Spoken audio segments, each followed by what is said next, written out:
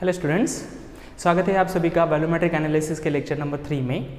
Last lecture में हमने देखा था कि वॉल्यूमेट्रिक जो एनालिसिस है उसमें प्राइमरी स्टैंडर्ड क्या होता है, सेकेंडरी स्टैंडर्ड्स क्या होता है, प्राइमरी स्टैंडर्ड्स की क्या रिक्वायरमेंट्स होती है एक्सेट्रा। आज हम उसी पार्ट को कंटिन्यू करते हैं इस लेक्चर नंबर 3 में। देखो यहाँ पर हम कुछ एग्जाम्पल लेंगे जो कि प्राइमरी स्टैंडर्ड के तौर पर यूज़ होते हैं। जैसे डिफरेंट टाइप के जो टाइट्रेशन है, for example acid base titration है, ऑक्सीडेशन रिडक्शन टाइट्रेशन है यानी कि रिडॉक्स टाइट्रेशन है, प्रिसिपिटेशन या फिर कॉम्प्लेक्स फॉर्मेशन, इस टाइप के जो टाइट्रेशंस के जो टाइप है उसमें जो डिफरेंट प्राइमरी स्टैंडर्ड यूज़ किए जाते हैं उनके कुछ एग्जाम्पल्स हम यहाँ पर लेंगे। ठीक है, examples of primary standards. Examples of primary standard. Primary standard, अब ये प्राइमरी स्टैंडर्ड क्या होता है ये लास्ट लेक्चर में हम डिस्कस कर चुके हैं। अगर फिर भी आपको कोई डिफिकल्टी है तो लेक्चर नंबर 2 देखिएगा, सब क्लियर हो जाएगा। ठीक है, देखो सबसे पहले एसिड बेस टाइट्रेशन में हम कौन से प्राइमरी स्टैंडर्ड यूज करते हैं। First one, acid base titration. देखो अब ये एसिड बेस टाइट्रेशन यानी कि न्यूट्रलाइजेशन टाइट्रेशन होता है। देखते हैं एसिड बेस जो टाइट्रेशन है उसमें कौन से प्राइमरी स्टैंडर्ड यूज़ किए जाते हैं। इसमें जो प्राइमरी स्टैंडर्ड यूज़ किए जाते हैं उनके एग्जाम्पल है sodium carbonate, sodium carbonate, Na2CO3 रहा है, sodium hydrogen phthalate, sodium hydrogen phthalate. अब देखो ये सोडियम हाइड्रोजन थैलेट जो है, सॉरी पोटेशियम हाइड्रोजन थैलेट है, पोटेशियम सॉल्ट होता है ये, पोटेशियम हाइड्रोजन थैलेट जो होता है ये थैलिक एसिड का पोटेशियम सॉल्ट है, थैलिक एसिड का पोटेशियम सॉल्ट है। देखो थैलिक एसिड क्या होता है, ये होता है थैलिक एसिड, आपको पता होगा ये होता है थैलिक एसिड। हमें क्या लेना है, इसका पोटेशियम सॉल्ट लेना है, पोटेशियम हाइड्रोजन थैलेट। तो यहाँ पर एक हाइड्रोजन को हटा दो, यहाँ पर लगा दो पोटेशियम, तो ये हो गया पोटेशियम हाइड्रोजन थैलेट। देखो पोटेशियम हाइड्रोजन और ये थैलिक एसिड से आया है इसलिए थैलेट जो सॉल्ट है पोटेशियम सॉल्ट है ये। ओके, उसके बाद है सक्सिनिक एसिड, सक्सिनिक एसिड। ये सक्सिनिक एसिड कुछ इस तरह का स्ट्रक्चर होता है, ये डाइकार्बोक्सिलिक एसिड है, बेसिकली डाइकार्बोक्सिलिक एसिड है, सक्सिनिक एसिड। ओके, ये सक्सिनिक एसिड है। और benzoic acid, benzoic acid, benzoic acid तो बहुत कॉमन है, ये इस तरह का benzoic acid. Okay, so these are the some primary standard which are use in the acid base titration यानी कि न्यूट्रलाइजेशन टाइट्रेशन में जो प्राइमरी स्टैंडर्ड यूज किए जाते हैं वो sodium carbonate, potassium hydrogen phthalate ये स्ट्रक्चर, सक्सिनिक एसिड और benzoic acid.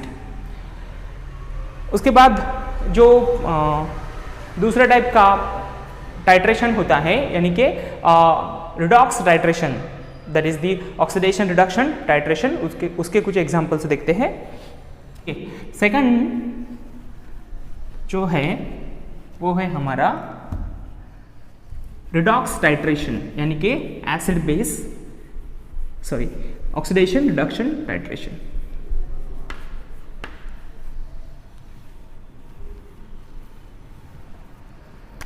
Number 2, oxidation reduction titration, oxidation reduction titration, redox titration. इसके एग्जाम्पल है potassium dichromate, potassium iodate, oxalic acid, potassium dichromate K2Cr2O7,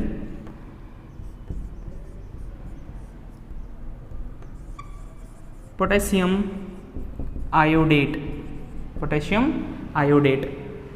देखो ये पोटेशियम आयोडेट क्या होता है, ये IO3 निगेटिव के पॉजिटिव इस तरह होता है, IO3 निगेटिव के पॉजिटिव इस तरह होता है पोटेशियम आयोडेट, पोटेशियम आयोडेट। और ऑक्जेलिक एसिड, ऑक्जेलिक एसिड तो आपको पता ही होगा, ऑक्जेलिक एसिड, ऑक्जेलिक एसिड इस तरह का होता है COOH, COOH oxalic acid. And one is sodium oxalate, sodium oxalate.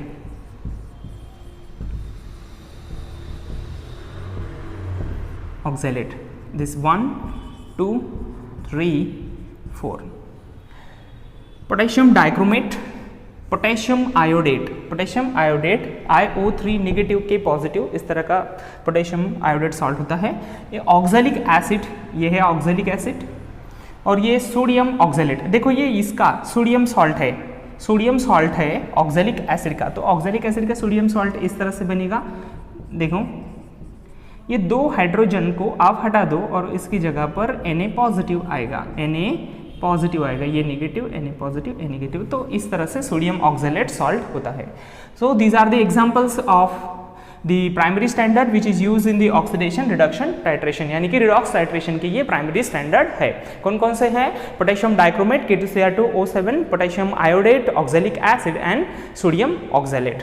Okay, next moving toward the precipitation titration.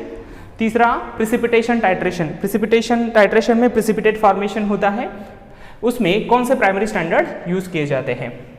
Noted, इसको नोट कर लो। Number 3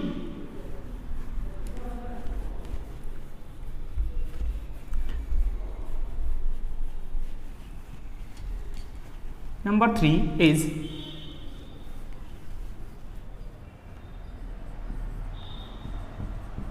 precipitation titration, precipitation titration। इसमें प्रिसिपिटेट फॉर्मेशन होता है। देखो मैं सभी ऑल एग्जाम्पल नहीं ले रहा हूँ, कुछ कुछ जो फेमस एग्जाम्पल है या फिर जो कॉमनली नोन हमें पता है, यानी कि ज़्यादा यूज़फुल है, हम जिनके बार बार नाम सुनते हैं वही एग्जाम्पल मैं ले रहा हूँ। बहुत सारे होंगे, not necessary to remember all, लेकिन जो मैं बता रहा हूँ कम से कम इनको थोड़ा याद रखने की कोशिश करो। ओके, इसके बाद है प्रिसिपिटेशन टाइट्रेशन में आता है silver nitrate, sodium chloride, potassium chloride, silver nitrate, sodium chloride NaCl, फिर पोटेशियम क्लोराइड, पोटेशियम क्लोराइड।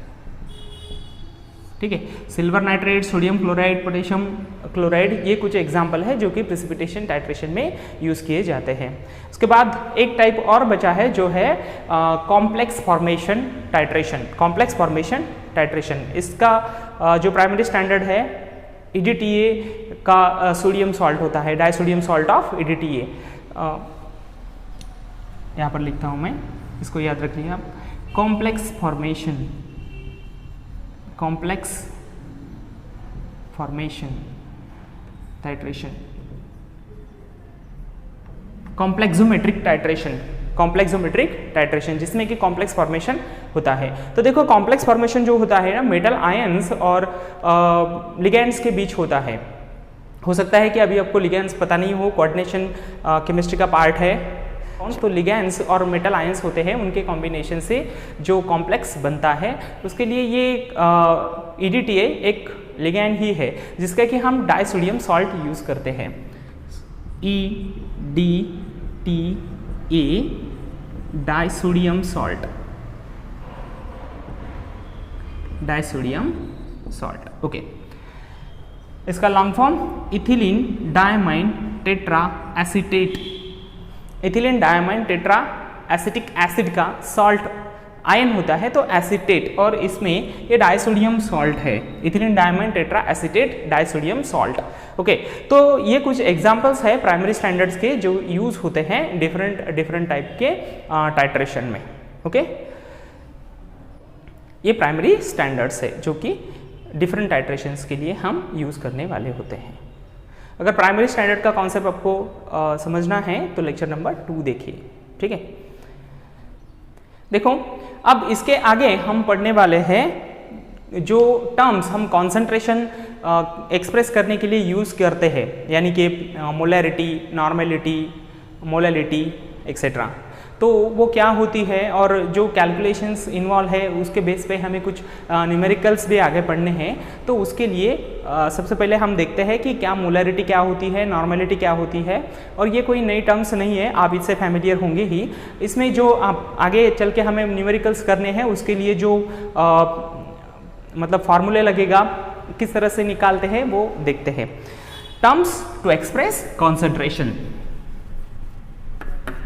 देखो जब आपको अगर लैब में केमिकल्स डिफरेंट कॉन्सेंट्रेशन के केमिकल्स बनाने हैं तो इस बात को समझना ज़रूरी है कि किस तरह से डिफरेंट कॉन्सेंट्रेशंस के सॉल्यूशंस बनाए जाते हैं। उसके पहले हम उसका बेसिक समझ लेते हैं। देखो हमें कॉन्सेंट्रेशंस मोस्टली हम एक्सप्रेस करते हैं in terms of molarity and normality, molarity and normality. तो देखते हैं what is molarity and normality. सबसे पहले वही देखते हैं। Terms use to express concentration. Concentration express करने के लिए जो टर्म्स यूज की जाती है वो, तो सबसे पहले मोलैरिटी। मोलैरिटी मोलैरिटी इसको हम कैपिटल एम से इंडिकेट करते हैं। Molarity is indicated by capital M. देखो ये मोलैरिटी क्या होती है। आपको मोल कॉन्सेप्ट तो पता ही होगा, मोल क्या होते हैं वो आपको पता ही होगा। एवोगाड्रोस नंबर होते हैं mole. Number of gram mole of substance, number of gram mole of the substance taken per litre of solution, per litre of solution. number of gram moles of substance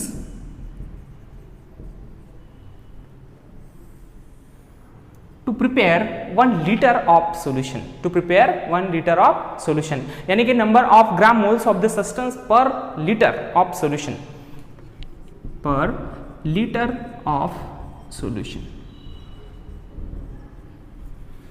ठीक है। अब देखो जो molarity होती है उसको हम एक रेशो के तौर पर भी लेते हैं। मोलैरिटी रेशो होती है वेट ऑफ द सोल्यूट पर litre. Weight of the solute, देखो दूसरे लैंग्वेज में इस तरह से बोलेंगे, molarity is the ratio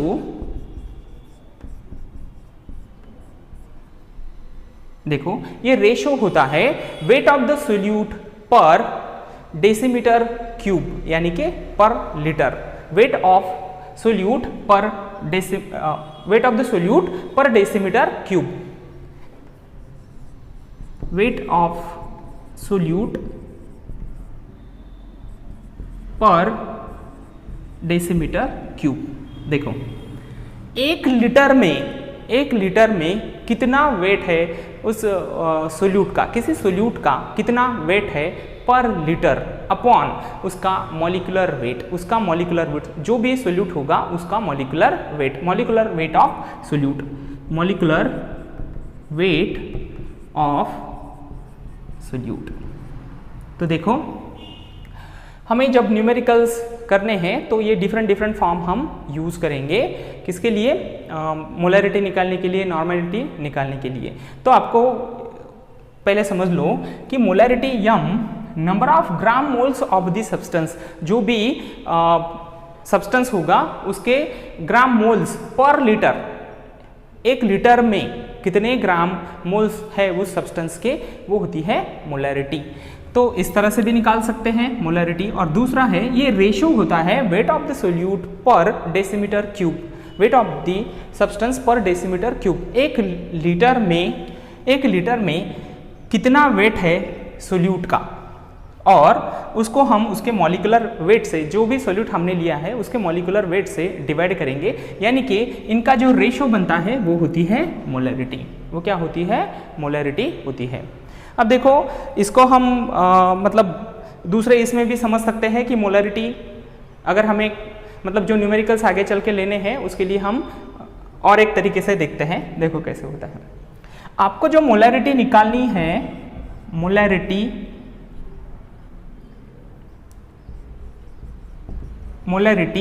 Yama equal to weight of solute, जो भी सोल्यूट हम लेने वाले हैं उसका वेट।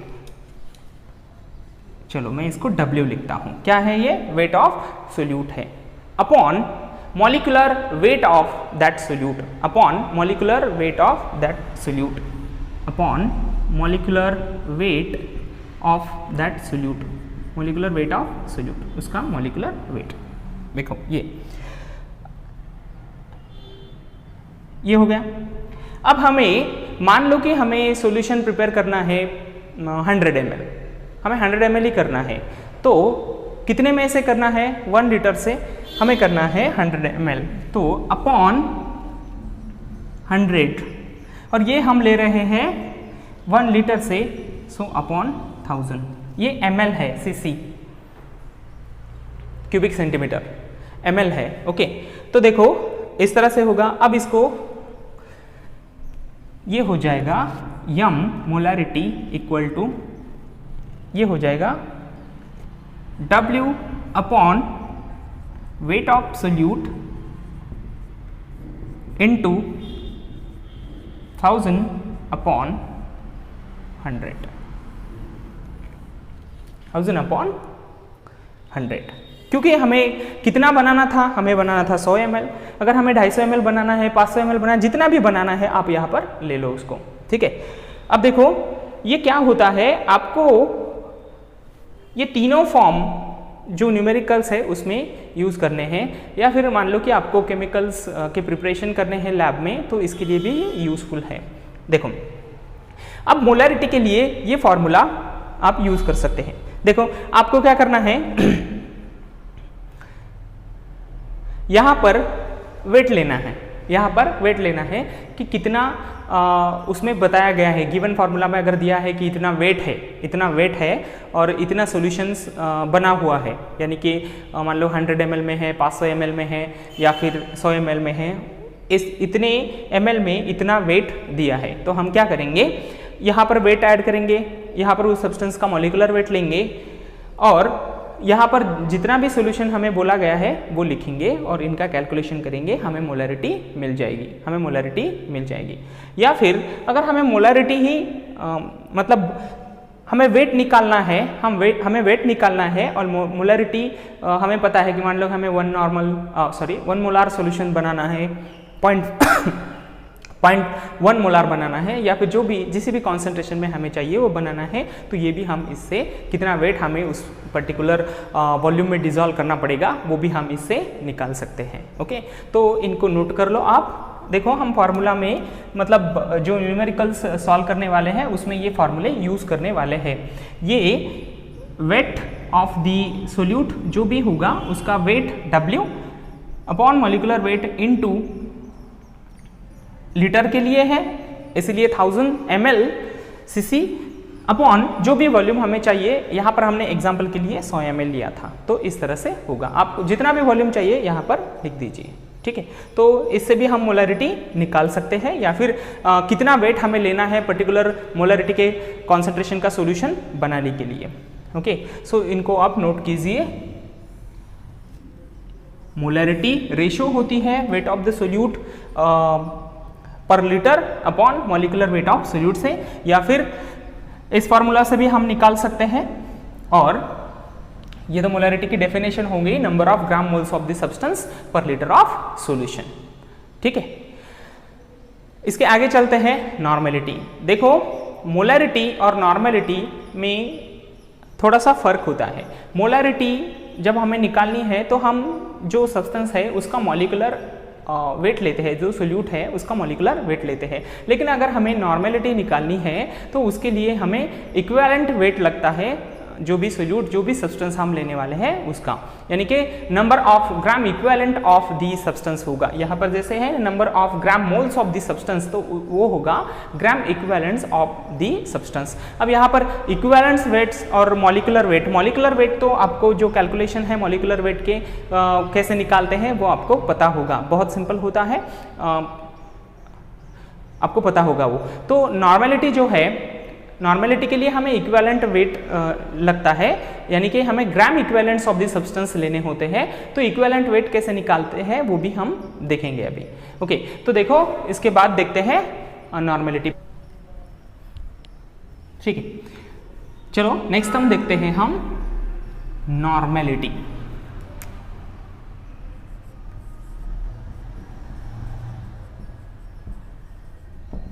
नॉर्मेलिटी, और इसको n से रिप्रेजेंट करते हैं, n से रिप्रेजेंट करते हैं।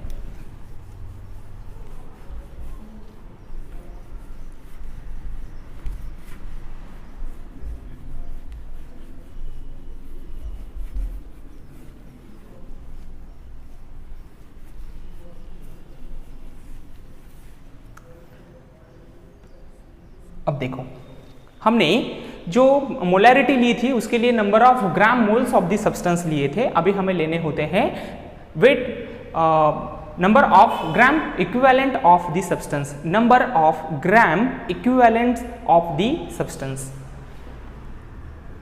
Number of gram equivalent of substance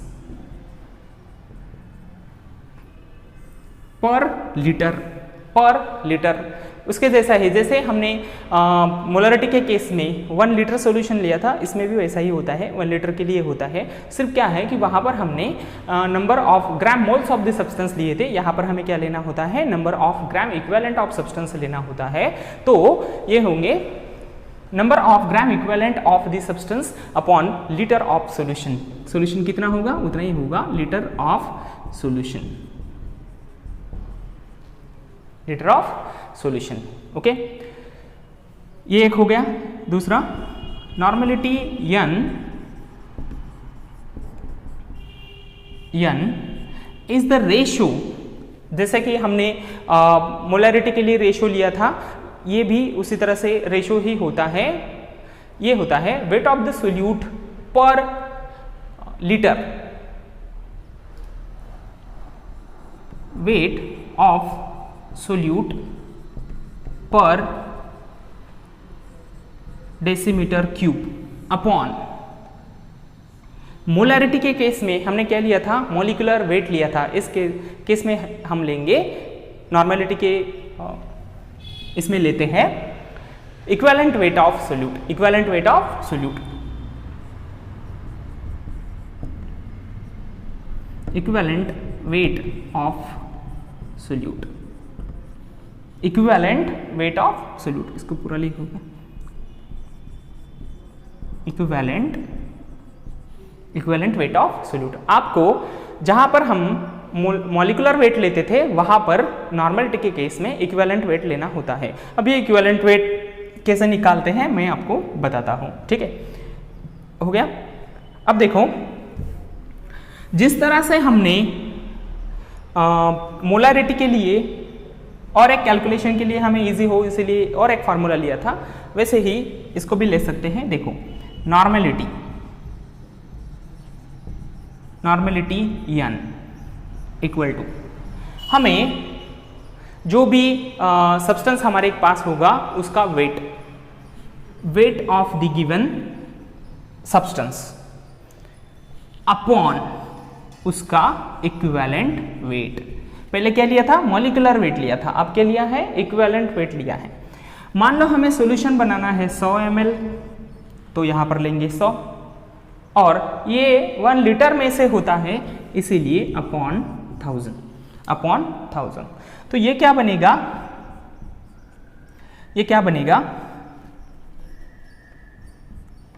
W upon equivalent weight into 1000 upon 100, तो इस फॉर्मूले से भी हमें नॉर्मेलिटी मिल जाएगी। देखो जो भी सब्सटेंस आपको दिया है, अगर बोला कि कोई सब्सटेंस है और उसका इतना वेट है, मान लो कि कुछ वेट दिया है 4 ग्राम 2.5 ग्राम ऐसा वेट दिया है, जो कि 100 ml में डिज़ोल्व है, मतलब सॉल्यूशंस का वॉल्यूम दिया है कि 100 ml है, तो यहाँ पर हमने 100 ml का एग्जांपल लिया है, तो 100 ml है, तो उसमें कितना वो डिज़ोल्व है, कितना वेट है उसका, मान लो कि 4 ग्राम है, तो यहाँ पर हम लिखेंगे 4, यहाँ पर उस पर्टिकुलर सब्सटेंस का इक्विवेलेंट वेट लेंगे, उसके बाद ये तो ऐसे ही रहेगा, यहाँ पर जो भी वॉल्यूम हमें बताया गया है वो लेंगे और ये कैलकुलेशन हम करेंगे तो हमें उस पर्टिकुलर सॉल्यूशंस की नॉर्मेलिटी पता चलेगी। या फिर किसी भी नॉर्मेलिटी का हमें सॉल्यूशन बनाना है तो हम यहाँ पर लिखेंगे उस नॉर्मेलिटी को, और यहाँ पर हमें ये W भी निकाल सकते हैं कि कितना वेट हमें लेना पड़ेगा कितने वॉल्यूम के लिए। यहाँ पर वॉल्यूम पुट करो और इस कैलकुलेशन को करो, आपको W भी मिलेगा। मतलब इससे हम नॉर्मेलिटी निकाल भी सकते हैं और पर्टिकुलर नॉर्मेलिटी का अगर सोल्यूशन बनाना है तो उसके लिए कितना वेट लेना है वो भी हम इसमें यहाँ पर ले सकते हैं। ओके, तो इसको नोट करो। देखो मोलैरिटी और नॉर्मेलिटी में थोड़ा सा ही फर्क है। क्या फर्क है कि in case of the molarity हम मॉलिक्यूलर वेट लेते हैं या फिर ग्राम मोल्स ऑफ द सब्सटेंस लेते हैं। इस केस में हमें ग्राम इक्विवेलेंट ऑफ सब्सटेंस चाहिए, इक्विवेलेंट वेट हमें पता होना चाहिए। देखो अगले लेक्चर में हम देखेंगे कि इक्विवेलेंट वेट कैसे निकालते हैं, जैसे कि किस टाइप की रिएक्शंस है उस पर डिपेंड्स होता है इक्विवेलेंट वेट का कैलकुलेशन कैसे करना है, एसिड के लिए कैसे निकालते हैं, बेस के लिए कैसे निकालते हैं, पर्टिकुलर सॉल्ट के लिए कैसे निकालते हैं, या फिर किसी ऑक्सीडाइजिंग या रिड्यूसिंग एजेंट्स के लिए भी इक्विवेलेंट वेट का कैलकुलेशन कैसे होता है वो हम नेक्स्ट लेक्चर में देखेंगे। Okay, thanks for watching, thank you.